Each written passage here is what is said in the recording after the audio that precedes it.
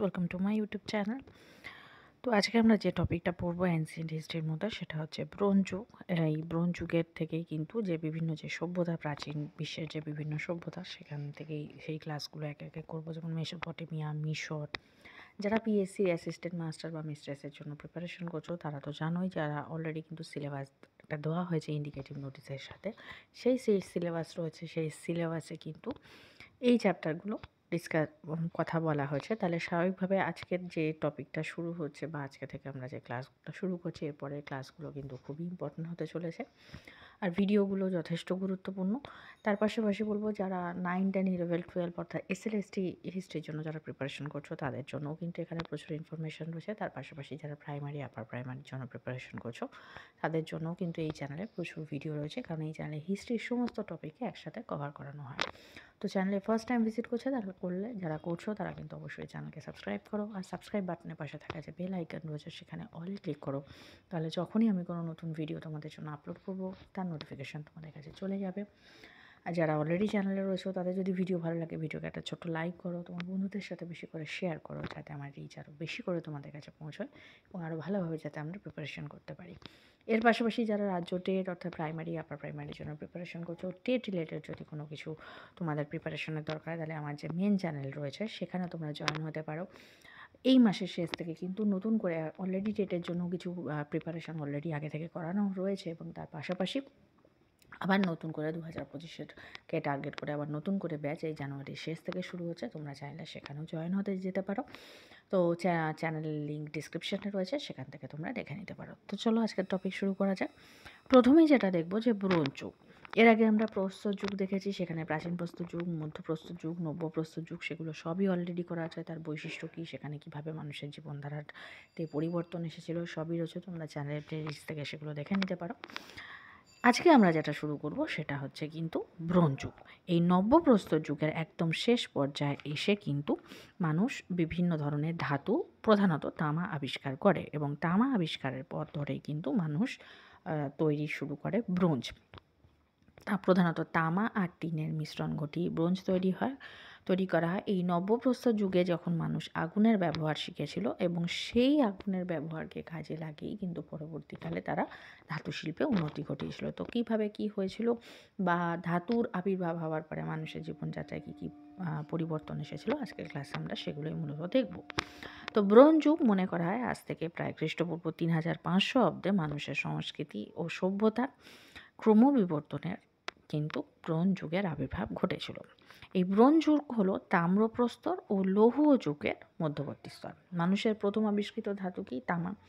তামা যখন আবিষ্কার হয় তখনও কিন্তু মানুষ পাথরের ব্যবহার করছিল, তাহলে সেটা হচ্ছে তাম্রপ্রস্তর যুগ।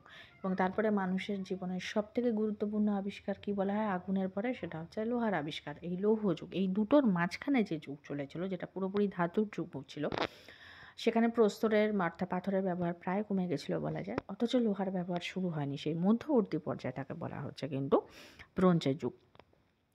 প্রকৃত অর্থে বলা যায় যে ব্রোঞ্জ যুগের সূচনা থেকে মানব সভ্যতার উন্নতি ঘটতে শুরু করে। যেমন ধরো প্রাক রাজবংশীয় মিশর, প্যালেস্টাইন, উত্তরে ইরাক, দক্ষিণ ইরাক, আনাতোলিয়া, গ্রিস এবং ইজিয়ান সাগর অঞ্চলে ব্রোঞ্জ যুগের বিভিন্ন প্রত্নতাত্ত্বিক নিদর্শন আবিষ্কৃত হয়েছে।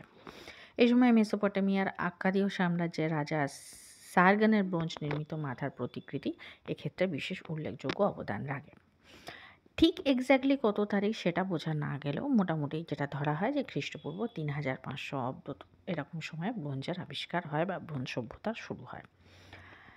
এর নিদর্শনগুলো কোথায় কোথায় পাওয়া যায় বা যেখান থেকে আমরা বলতে পারি বা জানতে পারি ইতিহাসের বিভিন্ন ক্ষেত্র যেখানে আবিষ্কৃত হয়েছে যে এইসব জায়গায় ব্রোঞ্জ সভ্যতার আবিষ্কার হয়েছিল। তলিয়াতেই সম্ভবত ব্রোঞ্জ যুগের সবথেকে বেশি সম্প্রসারণ ঘটেছিল। খ্রিস্টপূর্ব 2400 থেকে 2200 অব্দের মধ্যে আনাতোলিয়ার আলাকাহুইকে ব্রোঞ্জ যুগের একটি অগ্রসরমান জাতির বসবাস ছিল, এরকম কিন্তু বিভিন্ন জায়গায় নিদর্শন পাওয়া গেছে। যেমন হিটাইট শহর এলাকার হুইক খনন করে ব্রোঞ্জ সংস্কৃতি এবং সভ্যতার নিদর্শন পাওয়া গিয়েছে। পুরুষের সমাধিতে অস্ত্রশস্ত্র এবং মহিলাদের সমাধিতে অলংকার ও ব্রোঞ্জের তৈরি জিনিসপত্র আবিষ্কৃত হয়েছে।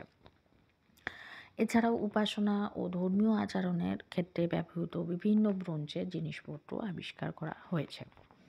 হিট্টাইটদের আমলে ব্রোঞ্জের শিল্প সামগ্রীর মধ্যে উল্লেখযোগ্য যেগুলো সেগুলো হচ্ছে নারী মূর্তি, খেলনা, দণ্ডায়মান ষাঁড়, এগুলো ছিল উল্লেখযোগ্য। এখানে ষাঁড় অর্থাৎ অক্স বোঝানো হচ্ছে। এদের জীবনধারা কীরকম ছিল বা এদের ডেলি যে লাইফ বা জীবনযাত্রা সেটা কীরকম ছিল? ব্রোঞ্জ যুগের মানব গোষ্ঠীর জীবনযাত্রা তাদের কোনো কোনো ক্ষেত্রে নাগরিক জীবন, কোনো কোনো ক্ষেত্রে গ্রাম্য জীবন ছিল। তারা মাটির পাত্র ব্যবহার করত, বিভিন্ন হাতিয়ার ব্যবহার করত, যন্ত্রপাতি ব্যবহার করত এবং তাদের বিভিন্ন ব্যবহৃত হাতিয়ার, যন্ত্রপাতি, স্থাপত্য ভাস্কর্য এবং অলংকার আদি ইত্যাদি থেকে সেগুলো জানা যায়। যেমন প্রত্নতাত্ত্বিক নিদর্শন থেকে যেটা জানা যায় যে আনাতোলিয়ার কৃষকদের জীবনযাত্রা ছিল একদম সাদাসিধে। এছাড়া পাথরের ভিটের ওপর যে ভিত আছে সেই ভিতের ওপর মাটির গৃহ তারা নির্মাণ করত, কাঠের বর্গা দিয়ে তারা ছাদ তৈরি করত। ছাদ গোলাকার ছিল না। এছাড়া গৃহপালিত পশুর মধ্যে ভেড়া, ছাগল, গরু, কুকুর এগুলো ছিল। ব্রোঞ্জ যুগের যেটা মানুষ ছিল তারা কিন্তু যেটা বিভিন্ন তামা এবং ব্রোঞ্জের অস্ত্রশস্ত্র কিন্তু কৃষিক্ষেত্রে ব্যবহার করত। যেমন ধরো তামার কাস্তে দিয়ে তারা শস্য চাষ করত, শস্য মাড়াই করতে তারা এক ধরনের কাঠের পাটাতন ব্যবহার করত।